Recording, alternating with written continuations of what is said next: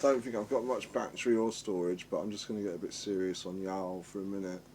Yeah, as you all, well, as all five of you out there know, I've been doing addiction meetings and shit for a long time now, and I've still yet to get a day clean. Um, Clean as in drug free.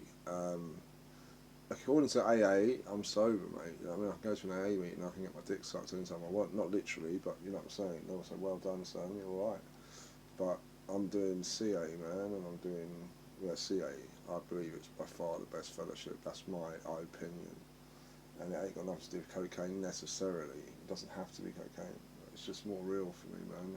I feel much more free at these meetings than I have at any other, and I've made some really good fucking mates already, and I'm starting to feel differently about things, man. I'm still terrified of the next bad day. I'm still terrified of running out of weed. I don't want to go back to that fucking horrible poison. But I know I can have a little drink just to enjoy the taste if I stick to fucking little cheeky cocktails. I know that, and no fucking other addict is going to tell me I'm in denial, mate. I know this game as well as anyone. Just because I'm not sober, mate, don't mean I'm not fucking know this shit, mate. I can teach a lot of people about this. I'm not being arrogant, but I know myself, man. A little bit of weed, all I've ever needed is something to take the edge off. It was a midlife crisis that really triggered my madness, but I am a clear addict, there is no doubt. I'm sitting here right now, and the one word we don't use enough is indecisiveness. And I was having a really deep conversation with a good friend of mine last night. We were talking for hours together, and we were saying about what was it now? Fuck. How I said when I first started doing meetings 18 months ago, if someone was wearing a suit and a tie and looked respectable, and someone would say, an addict would say, look, judge that person's behaviour and tell me if you can tell if he uses drugs or not. You know what I mean? If he's an addict, I'd be like, no, I don't know. How the fuck would I know? He looks right to me.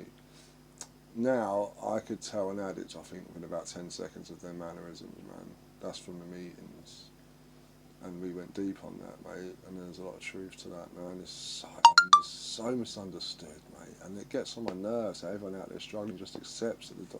It gets on my nerves, but I understand, but still gets on my fucking nerves that addicts have all accepted, well, the doctors are never going to help us, mate, because they don't fucking get it.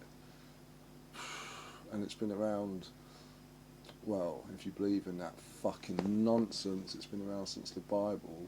It's certainly been around since fucking Deadwood and 100 Proof Whiskey, mate, you know what I mean? Gordon Bennett, how long does it take to get your fucking act together?